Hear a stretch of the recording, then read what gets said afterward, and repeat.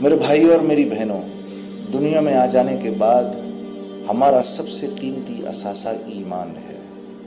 حضرت عمر رضی اللہ تعالیٰ عنہ پر جب کوئی حال آتا تھا، کوئی دنیاوی حال آتا تھا، تو آپ اللہ سے بہت شکر کرتے تھے، یا اللہ تیرا لاکھ لاکھ شکر ہے کہ یہ حال میری جان پر آیا ہے، میرے ایمان پر نہیں آیا۔ کیونکہ میرے دوستو، ایمان وہ اندر کی مایا ہے جو انسان کو اللہ کے حکموں پر کھڑا کرتی ہے۔ ورنہ آپ یقین کرو، تھوڑی دیر کے لیے سکھاؤ، ایک غیر مسلم کو بھی 10 منٹ میں ہم نماز پڑھنی سکھا سکتے ہیں، وہ 10-15 منٹ میں نماز پڑھنا شروع کر دے گا۔ اسی طریقے سے تکبیر تحریمہ کرے گا، ہاتھ باندھے گا، کھڑا رہے گا، اسی طریقے سے رکوع میں چلا جائے گا، اسی طریقے سے سجدہ بھی کر لے گا۔ اور یہ بات ثابت ہے، پرانے وقتوں میں 1400 سال میں کئی دفعہ ہوا یہ کہ غیر مسلم جاسوسوں نے اماموں کا بھیس بدلا اور عرصہ دراز تک مسجدوں کی امامت کرتے رہے۔ تو یہ اعمال جو ہیں، نماز ہو گئی، روزہ ہو گیا، حج، زکوٰۃ، اچھے بول، میٹھا بول، اچھے اخلاق، اچھے معاملات، اللہ کے ہاں ان کی قیمت اسی وقت لگتی ہے جب دل کے اندر ایمان ہو، ورنہ اللہ کے ہاں ان کی کوئی حقیقت نہیں ہے۔ تو میرا آپ کا سب سے قیمتی اثاثہ ایمان ہے۔ ابھی کچھ دن پہلے میں ایک چیز پڑھ رہا تھا کہ حضرت عبداللہ بن مسعود رضی اللہ تعالیٰ عنہ رسول اللہ صلی اللہ علیہ وسلم کے پاس آئے اور آ کر عرض کی، یا رسول اللہ، مجھے کسی نے یہ بتایا کہ فلاں آدمی کے اوپر جن چڑھا ہوا ہے، اور میں اس کی طرف گیا اور میں نے دعا کی اور اللہ کا کلام پڑھا اور اس کے اوپر پھونکا تو وہ ٹھیک ہو گیا۔ تو اللہ کے نبی مسکرائے، پوچھا، عبداللہ تو نے کیا پڑھا اس کے اوپر جا کر؟ کہا، یا رسول اللہ، میں نے اس کے کان کے اندر قرآن کی یہ آیت پڑھی، افحسبتم انما خلقناکم عبثا، پوری یہ آیت پڑھ دی میں اور اس کے کان میں پھونک دی۔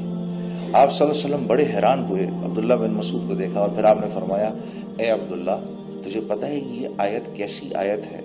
اس رب کی قسم کہ جس نے مجھ کو نبی بنا کر بھیجا ہے، یہ آیت اگر یقین کے ساتھ آدمی پہاڑ پر کھڑا ہو کر پڑھے تو پہاڑ کو اپنی جگہ سے ہلا دے گا۔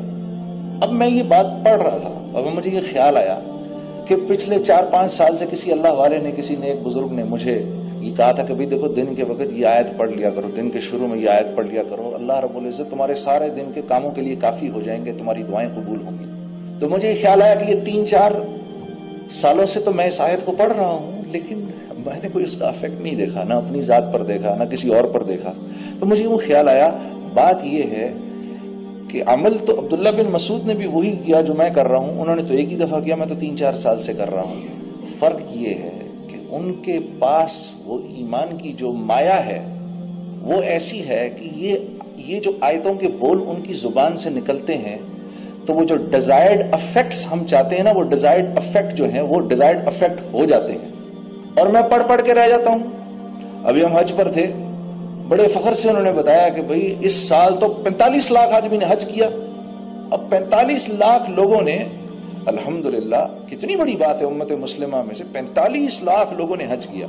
لاہور کی آبادی 45 لاکھ کی ہے، تو مکہ اتنا چھوٹا سا شہر ہے اور 45 لاکھ بندہ مکے میں، اللہ نے ان کے وہاں پر کھانے کا بھی انتظام اور پینے کا بھی انتظام، نہانے دھونے کا بھی انتظام، پانی کیسے خرچ ہوتا ہوگا، ادھر دوسری ایمنسٹیز جو ہیں ان کی اویلیبلٹی، وہ کیسے اللہ نے ایک نظام چلایا، اور وہ 45 لاکھ کے 45 لاکھ اللہ سے یہ دعا کرتے ہوں گے، یا اللہ مسلمانوں کو پھر سے عروج نصیب فرما، اسلام کو عروج نصیب فرما، یا اللہ ہماری زندگیوں کو قبول فرما۔ وہ سب کیا کیا دعائیں نہیں کرتے ہوں گے، اور ہم کیسی امیدیں لگا کے رکھتے ہیں ان حاجیوں سے۔ یقیناً اللہ کے ہاں یہ دعائیں تو قبول ہوتی ہوں گی، لیکن وہ ڈیزائرڈ افیکٹس نہیں ہو رہے جو 1.25 لاکھ صحابہ کے حج سے ہو گئے۔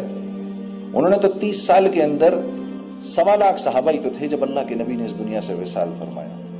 تو ان کے دنیا سے چلے جانے کے 30 سال کے بعد مسلمان 3 بر اعظموں کے بادشاہ بن گئے، 3 بر اعظموں کے بادشاہ بن گئے۔ کیا ہوا؟ فرق کیا ہے؟ وہ ایمان کی کمی فرق ہے میرے دوستوں، اور کوئی نہیں۔ اعمال وہ بھی وہی کرتے ہیں، وہ بھی وہی کرتے تھے جو میں اور آپ کر رہے ہیں، بلکہ ہم زیادہ کر رہے ہیں۔ عبداللہ بن مسعود ایک دفعہ تابعین کی ایک جماعت بیٹھی ہوئی تو ان سے فرمانے لگے، اے تابعین کی جماعت، آج تم لوگ روزے بھی زیادہ رکھتے ہو، نماز بھی زیادہ پڑھتے ہو، قرآن بھی زیادہ پڑھتے ہو۔ صحابہ اتنا نہیں کرتے تھے، لیکن اللہ کے ہاں وہ بڑے مقبول لوگ تھے۔ فرق کیا ہے؟ فرق کیا تھا کہ ان کے دل دنیا کی لذتوں اور اس کی حب جاہ اور حب مال سے ان کے دل خالی تھے اور ہمارے دل بھرے ہوئے تھے۔ تو اعمال کی کمی نہیں ہے، اعمال تو ہم کر رہے ہیں الحمدللہ۔ میرے عزیز دوستوں، میرے بھائی اور میری بہنوں، فرق صرف یہ ہے کہ ہمارے دل ایمان کی مایا سے خالی ہیں۔ ہاں، یہ وہ مایا ہے جو انسان کو اللہ کے حکموں پر کھڑا کرتی ہے، نبی کے طریقوں پر۔ یہ وہ ایمان ہے جو انسان کو لے کر آتا ہے۔ اگر ہم نے 10% بھی کر لیا جو صحابہ کرتے تھے، 10%، اگر ہم نے 10% محنت بھی کر لی جو صحابہ نے کی، تو ہمیں جو اس کا اجر ملے گا وہ صحابہ سے 50 گنا زیادہ ملے گا، کیونکہ ہم کمزور ہیں۔ 1400 سال ہو گئے ہمارے نبی صلی اللہ علیہ وسلم کو اس دنیا سے پردہ فرمائے ہوئے۔ ایمان کس کو کہتے ہیں؟ کسی کی ذات پر ایسے اعتبار کر لینا کہ پھر اس کی بات کو سچا مان کے پھر اس کے پیچھے چلنا، یہی ایمان ہے۔ ہاں، یہ کہتے ہیں، ٹھیک ہے۔ تو سوچو کہ کیا آپ صلی اللہ علیہ وسلم کی ذات گرامی تھی کہ جس کی نظر ایک مرتبہ ایمان کی حالت میں اللہ کے نبی کے چہرے پر پڑ جائے، جس کی نظر ایمان کی حالت میں ایک مرتبہ رسول اللہ صلی اللہ علیہ وسلم کے چہرے پر پڑ جائے، میرے دوستو، اس شخص کا درجہ اب ایسا ہے، اس شخص کا درجہ اب ایسا ہے کہ قیامت تک آنے والے جتنے اللہ والے، جتنے غوث، قطب، ولی جتنے بھی ہیں، وہ سب مل کے بھی اس صحابی کے درجے کو نہیں پہنچ سکتے۔ یہ میں آپ کے سامنے ان کی بات کر رہا ہوں، آپ سمجھے میں نے کیا کہا؟ کسی کی بات کو ایسے مان لینا، اس کی ذات کو سامنے رکھتے ہوئے اس کی بات کو ایسے مان لینا۔ تو میں کس کی بات ماننے کو آپ کو کہہ رہا ہوں؟ جن کے چہرے کو ایمان کی حالت میں اگر کوئی دیکھ لے تو اس کا درجہ اللہ پاک کے یہاں ایسا ہے کہ کائنات میں جتنے کتب غوث اور ولی آئیں وہ اس کے درجے کی برابری نہیں کر سکتے۔ کسی نے حضرت حسن بصری سے پوچھا، آپ افضل ہیں یا حضرت امیر معاویہ افضل ہیں؟ تو چیخ نکل گئی حضرت حسن بصری کی۔ آپ نے فرمایا، اور تابعین میں رئیس التابعین کہتے ہیں ان کو۔ حضرت حسن بصری کو کیا کہتے ہیں؟ رئیس التابعین، تابعین میں سب سے بڑے تابعی تھے یہ۔ حضرت علی کرم اللہ وجہہ کی صحبت ملی ان کو، تو کیا فرماتے ہیں؟